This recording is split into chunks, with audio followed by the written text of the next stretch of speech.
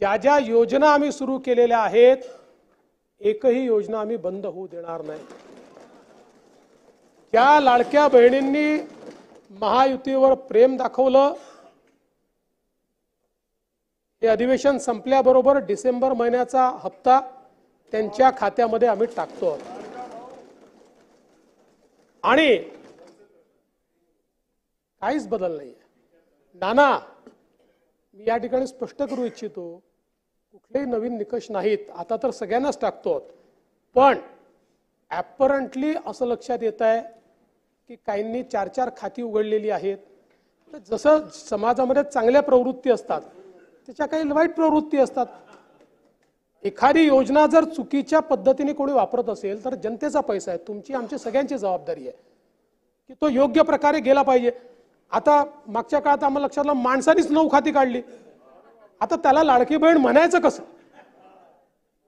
पण लाडका भाऊही म्हणू शकत नाही, कारण बहिणींच्या पैशावर डल्ला मारतो तो लाडका भाऊ कसा? त्यामुळे असे जे आहेत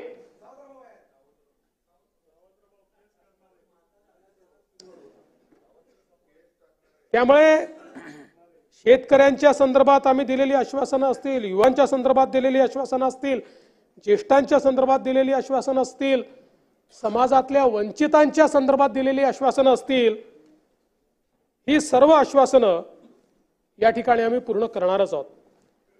आमचे मित्र भास्करराव या ठिकाणी नाही, पण माझे सरकार याच्यावरच त्यांना परवा आक्षेप होता। आता तसे फार हुशार आहेत ते, इतके वर्ष त्यांनी राज्यपालांचं भाषण देखील ऐकलेलं आहे। कदाचित शाळेत असताना नागरिक शास्त्राला दांडी मारत असतील ते, पण शासन जे चालतं हे मुख्यमंत्र्याच्या नावाने चालत नाही, शासन राज्यपालाच्या नावाने चालतं आणि म्हणून ते माझं सरकार असतं। म्हणून राज्यपालांनी माझं सरकार म्हटलेलं आहे, तथापि माझे मित्र भास्करराव नसल्यामुळे मी त्याच्यावर जास्त या ठिकाणी बोलणार नाही।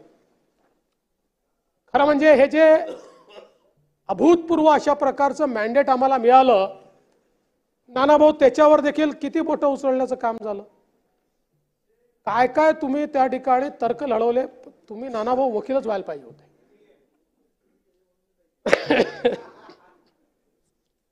सिब्बल वगैरे साहेबांना काही फार स्कोप राहिला नसता, पटोलेच राहिले असते।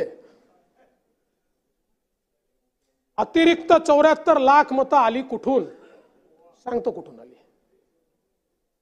नाही सांगतो निवडणूक काय, निवडणूक आयोगाने 10 सांगितलं, तुमच्या कानातच जात नाही आणि तुमच्या कानात गेलं नाही तरी चालतं।